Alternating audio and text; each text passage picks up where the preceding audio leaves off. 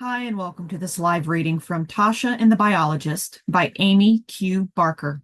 And this is presented by Itsy Bitsy Book Bits. Chapter 1. It was a cold, blustery Wednesday in January. This time of year in Indiana, the sun rarely made an appearance, but as white, fluffy flakes of snow began to fall from the sky, their melting, disappearing petals landing like tentative butterflies on my windshield, I found myself smiling and bouncing to the music blasting from my car stereo. I was headed to see the Whoopers, and I didn't care that it was dreary out or that I was probably going to be late to Mrs. Henderson's again, or that I needed new tires on my Prius, which was the reason I was driving 20 miles an hour on this wide open country road. I also didn't care that what waited for me at home tonight was an empty bed in an empty house on an empty street. None of that mattered. I was going to see Daisy. W310. I remembered when she was a juvenile, with her buff-colored feathers still prominent amid the emerging black and white, not unlike a calico cat. She was beautiful even back then. This year she was bright alabaster, and I'd almost allowed myself to hope that she would show up with a mate, but it hadn't happened yet. On that front, I guess I could empathize. It was hard finding a mate, especially one that didn't make your blood boil. And not in a good way. I pulled into the parking lot and noticed two DNR trucks, Caitlin's and Paul's, plus an SUV and a pickup truck I didn't recognize. Where was Tracy's F-150? Weird. I headed inside. This nature center was beautiful and a miracle. The state of Indiana had worked with the local farming community for decades before purchasing the 9,000 acres and converting them back into native wetland. Every year, they dug more trenches to let the water pool and planted more marsh grasses and prairie flowers, while also removing invasive species. It was a never-ending process to return the land to what it had once been and keep the integrity of its origin for future generations of birders and nature lovers. And it was starting to pay off. Granger Pond Wildlife Preserve was considered the crown jewel of Greene County. It now boasted 12 whooping cranes as full-time winter residents, as well as countless snow geese, sandhill cranes, ducks, hawks, songbirds, and a pair of nesting bald eagles. There were only 840 whooping cranes left in the world, so having 12 only 3 miles down the road from where I lived was like another miracle, and one of my most favorite things in the world. As I walked through the double doors of the nature center and scanned the floor-to-ceiling windows looking out over the pond, I saw a northern harrier land in the uppermost branches of a tall oak and smiled, thinking it was a good sign. But then I also noticed the snow starting to accumulate, which meant our viewing today might not be ideal. The whoopers were just as white as the snow, and even with their red caps and black beards, they were sufficiently camouflaged to make the search difficult. I glanced toward one of the educational displays and noticed a man chatting with a couple about the diversity of wildlife at Granger Pond. The couple was probably here for the tour, but who was the guy? All I could see was the back of his head as he spoke with such authority that I frowned. He acted as if he'd been coming here for years, but I knew that wasn't true because I'd been coming here for years and I'd never laid eyes on him before. I narrowed my eyes at him and veered over to Caitlin, interrupting her conversation with Paul at the front desk. "Psst, hey," I whispered through my teeth. "What's the deal? Where's Tracy?" Caitlin stopped mid-sentence and said, "Oh, hey, Tasha, good to see you. Where have you been anyway?" I said, "Sorry, I know. Yeah, I've been, busy with work. No use getting into details about my mess of a personal life right now." "So, who is he?" I hooked an annoyed thumb toward the interloper. "You mean Caleb? He took over for Tracy." "What?" I asked, feeling a stone drop in my stomach. "Since when?" She tilted her head, thinking. Maybe 3 weeks ago?" She looked toward Paul, and he corrected. "No, 4, I think." They both nodded nonchalantly. "What happened to Tracy?" I asked. Paul said, "She got a job at the ICF Aransas Refuge in Texas, closer to where her son lives." I bit my lip. I didn't know she had a son. Oh, I said, trying to hide my ignorance and shock. Um, that makes sense. I felt a stab of guilt. Should have checked in sooner. Had so much changed in the span of 4 short weeks. My life, Tracy's life, apparently Caleb's life, whoever this dude was. I looked away and said softly, well, good for her. Caitlin nodded and said, well, we were sad to see her go, but we knew she'd been praying for this transfer for a long time. Right, I said, as if I knew what the heck she was talking about, which I didn't. All those hours spent out in the cold, rainy, snowy, foggy weather with Tracy having all kinds of conversations about birding and nature, and she'd never once mentioned anything about having a son or wanting to leave. Why hadn't I asked? I blinked a few times, wishing away the sudden clog in my throat and feeling like a fool and a shitty one-dimensional friend. Or, apparently, not a friend at all. Great. Tracy had been one of the few constants in my life, and now that was gone too. I felt as if the universe was angry with me lately, and piling on. Enough already. I sighed. At least I still had the whoopers. Yet right now I was wondering if I should bolt. Before I could, the couple and the new guy came over, and I took a deep, shaky breath and turned to face them. Caleb glanced at me and inquired, are you here for the tour? I nodded weakly, unable to speak as my mouth suddenly went dry. The man was gorgeous.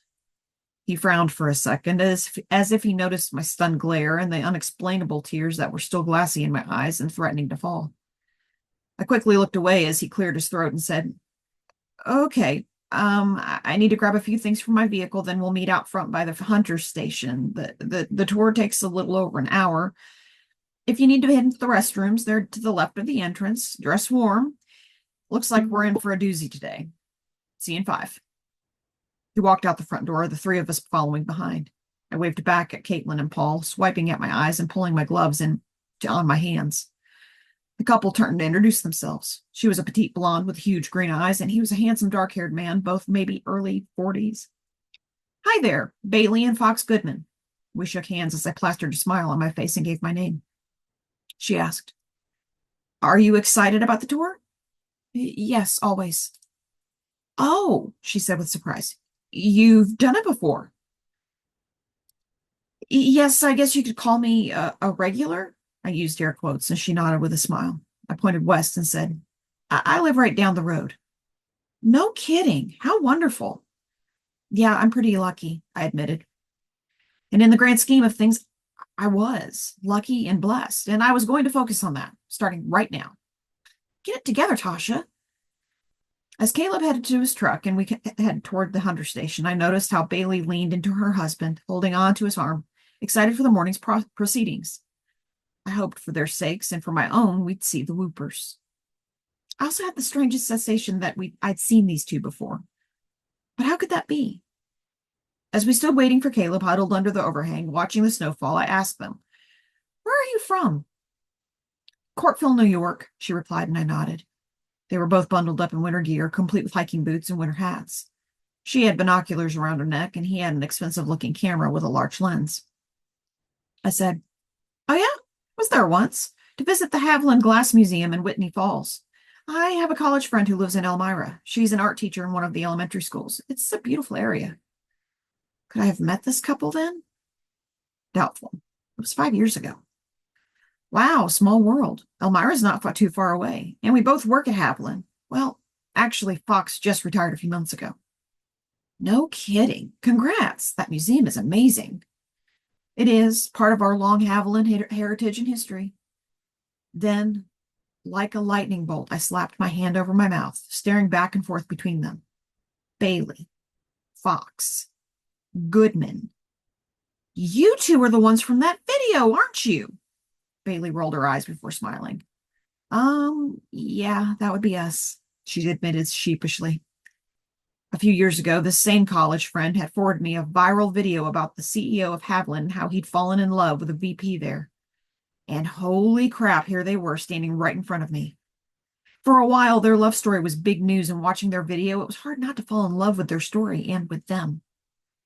I took my hand away from my mouth and found myself melting into a soft grin.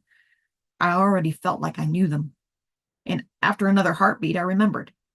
Wait, didn't I read somewhere that you're now the CEO? I stared into Bailey's bright green eyes, which were now grinning at me in confirmation as she had nodded her head. Yep, Fox retired, and I took his job. Fox quickly clarified, giving her a squeeze.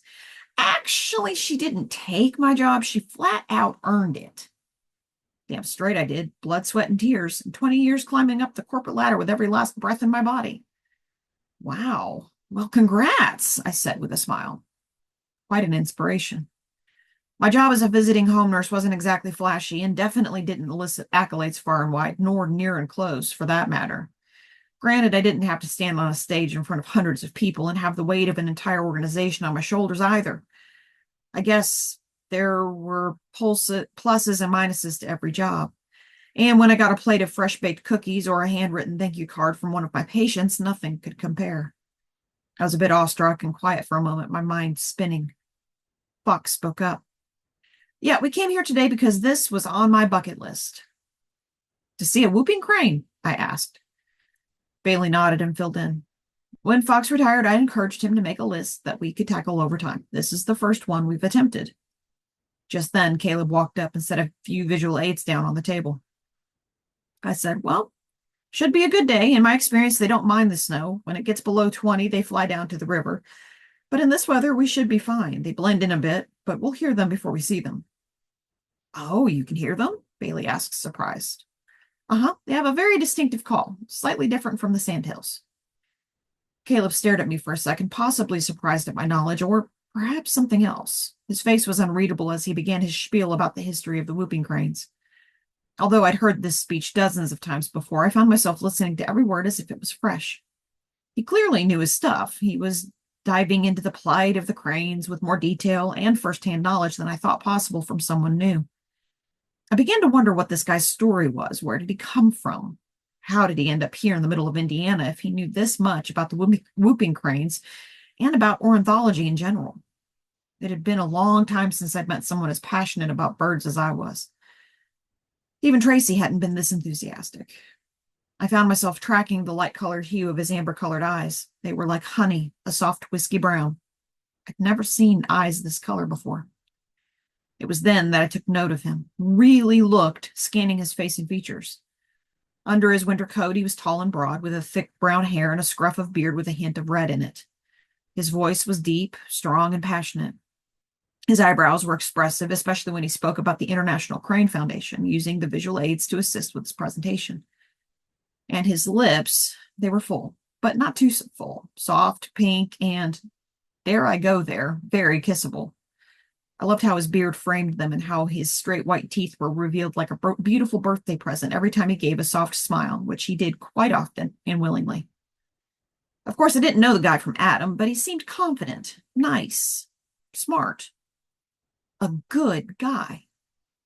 And I had this ridiculous involuntary tingly thought. He was like butter. I wanted to sink into him and eat him up.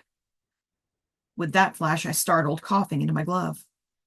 I turned my body away, my cheeks aflame, trying to relieve the catch in my throat and the one in my heart, hoping no one noticed, especially him.